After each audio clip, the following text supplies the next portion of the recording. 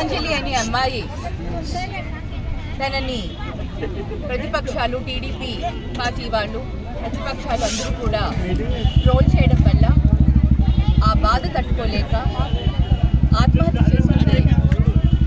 దాన్ని ఖండిస్తూ ఇవాళ మేము నిరసన తెలియజేస్తూ క్యాండిల్ ర్యాలీ తీసాము. ఒకరిని ట్రోల్ చేయడం వల్ల ముఖ్యంగా మహిళలు చాలా సెన్సిటివ్గా ఉంటారు, చాలా సున్నితమైన మనస్సుతో ఉంటారు.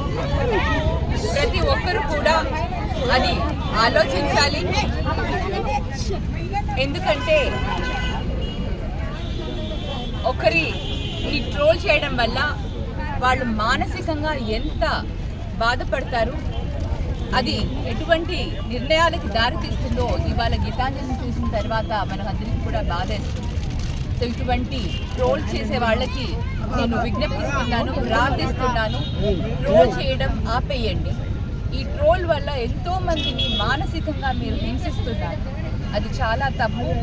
అటువంటి ప్రయత్నాలు మానుకోమని సోషల్ మీడియాలో ఎవరైతే ట్రోల్ చేస్తున్నారో వాళ్ళందరికీ కూడా ఇవాళ విజ్ఞప్తిస్తూ, ఇట్లాంటి ఘటనలు జరగకుండా ఉండాలి అంటే అందరూ కూడా చాలా ముక్త కంఠంతో వ్యతిరేకిస్తూ ఖండిస్తూ ఈ ట్రోల్స్ని ఆపే విధంగా మనం అందరూ కూడా గట్టిగా అందరినీ వాయిస్ ఇచ్చి ఇటువంటిని స్టాప్ చేయాలని రిక్వెస్ట్ చేస్తాం.